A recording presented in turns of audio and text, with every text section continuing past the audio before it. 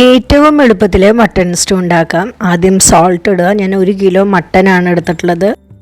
1/4 teaspoon മഞ്ഞൾപ്പൊടി ഇട്ടു. അതിനുശേഷം 1 ടീസ്പൂൺ കുരുമുളക് പൊടി, 1 ടീസ്പൂൺ ഗരം മസാല നല്ല പോലെ മിക്സ് ചെയ്തിട്ട് ഒരു 30 മിനിറ്റൊക്കെ ഒന്ന് നമുക്ക് അത് വെയിറ്റ് ചെയ്യാം. അതിന് കൂടുതലായി അത്രയും നല്ലത്. 6 പച്ചമുളകും ജിഞ്ചർ ഗാർലിക് പേസ്റ്റും കൂടിയിട്ട് നന്നായി ബ്ലെൻഡ് ചെയ്യുക. നേരത്തെ മസാല തേച്ച് വെച്ചിട്ടുള്ള മട്ടനിലേക്ക് നമുക്ക് ഈ അരച്ച പേസ്റ്റും കൂടി ഇട്ട് കൊടുക്കണം. നിങ്ങൾക്ക് ആവശ്യമുള്ള എരിവ് അത്രയും പച്ചമുളക് എടുക്കാം കേട്ടോ. ഞാനൊരു 6 എടുത്തിട്ടുണ്ട്. ഞങ്ങൾക്ക് കുറച്ച് എരിവുള്ളതാണ് ഇഷ്ടമുള്ളത്.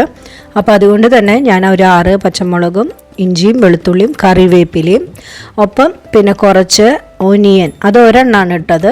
അത് നന്നായി സ്ലൈസ് ചെയ്തിട്ടു. അതിന് ശേഷം ചെറിയ ചൂടുവെള്ളം ഒഴിച്ചു. എന്നിട്ട് ഒരു 6 വിസിൽ നമ്മൾ ചെയ്യണം. അത് ഓരോ മട്ടൻ അനുസരിച്ചിരിക്കും. ചിലപ്പോൾ ഒരു 2 വിസിൽ 3 വിസിലൊക്കെ ആവണതും ഉണ്ടായിരിക്കും. ഇനി 3 ടീസ്പൂണോളം വെളിച്ചെണ്ണ ഒഴിക്കുക. അതിലേക്ക് എല്ലാ സ്പൈസസും ഇട്ട് കൊടുക്കുക. ആ സ്പൈസസൊക്കെ ഒന്ന് ചൂടായി വരുമ്പോൾ ഒരു ഒനിയൻ ഇട്ട് കൊടുക്കുക. നിങ്ങൾക്ക് ഉരുളക്കിഴങ്ങ് വേണമെങ്കിൽ അതും ഇടാം. ഞാനിവിടെ ഇട്ടിട്ടില്ല, ക്യാരറ്റാണ് ഇട്ടിട്ടുള്ളത്. പിന്നെ പച്ചമുളകും കറിവേപ്പിലയും. ഇത് നന്നായി ഒന്ന് വഴന്ന് വരുമ്പോഴാണ് ബാക്കിയെല്ലാം നമ്മൾ ആഡ് ചെയ്യണത്. മസാലകളൊക്കെ ആഡ് ചെയ്യണം. അതിലേക്ക് ആദ്യം സോൾട്ടും കുറച്ച് ടർമറിക് പൗഡറും ഇട്ട് കൊടുത്തിട്ട് ഒന്ന് വഴറ്റിയെടുക്കുക.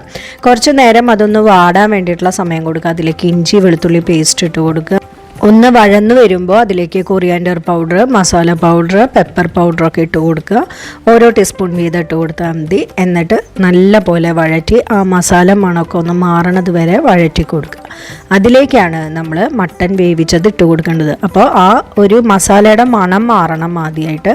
അതിനുശേഷം മട്ടൻ വേവിച്ചത് അങ്ങനെ തന്നെ ഇട്ട് കൊടുക്കുക.